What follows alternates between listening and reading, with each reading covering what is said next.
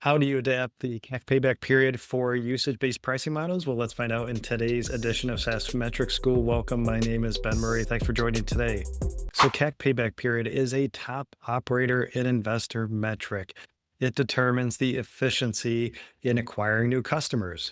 And CAC payback period for me is a must. Whether you're B2C, B2B, AI, doesn't matter. We need to implement this metric when we're investing material amounts in our go-to-market motion. So first, CAC payback period formula.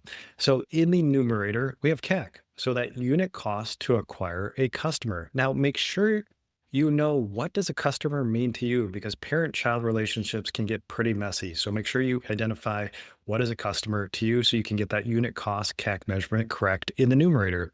Then in the denominator, for the traditional formula, we have the average or cohort ACV or ARR or MRR that we're landing from our new customers times the gross margin. And in subscription environments, that'd be our subscription gross margin times our cohort ARR, or that average ARR that we just landed from a customer. And that could be a monthly average, quarterly, it just depends. We just need enough volume of data to make that cohort ARR a valid number. So that is the CAC payback period. Then it tells us how many months it takes to acquire or to pay back those upfront customer acquisition costs. Now, what if we have subscription and usage, or maybe just usage, but let's talk about subscription plus usage, which is very common. So how do we adapt that formula? But first, the big thing with CAC and CAC payback is, what revenue are we landing with a new customer? Because pricing models change. Maybe we were usage and now we're switching to subscription, or vice versa, or we're subscription plus usage. So when we land a customer, what revenue streams are we landing with that new customer? So let's say in a subscription plus usage environment, we now have to adapt that CAC payback period formula. So in the numerator, we still have CAC for customer acquisition cost, that unit cost, but now we have to add to the denominator. So we have the cohort ARR times that subscription gross margin, but now we have to take credit for that usage-based revenue that we're landing with that customer. Now, this is where things get tricky. Now, if there's some minimums that you know that they're going to pay on a usage basis, we could use that as, say, that cohort ARR usage number times the usage gross profit. And sometimes usage is pure profit. Oftentimes there are hard expenses associated with that, maybe texting or emailing through Twilio.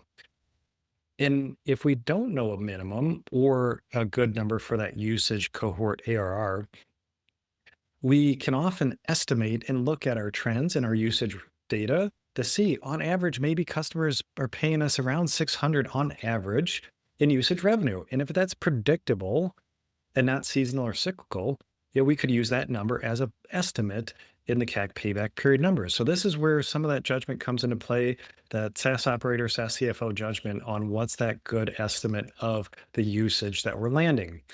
Also, I've been doing a lot of research on ARR, how we're defining ARR in usage-based environments. And a lot of public companies are taking the trailing 90 days and then annualizing that as their ARR usage number. So that's how we're expanding the CAC payback period for usage revenue. Very important, because if we have material usage revenue, we have to take credit for that in our CAC payback period. Otherwise, our CAC payback period is going to look really long if we're only including subscription, but we have material usage revenue. So I do that, the changing of that formula for a lot of the clients that I help on the CFO side when we have usage and subscription. So hope you found value in today's edition. If you did, I'd love a 5-star review and rating. And then the next episode, we'll talk CAC payback period benchmarks. We can't take those aggregate benchmarks that we see in social media. We have to get a little bit more defined. So stay tuned for that next episode. And thanks for joining me today.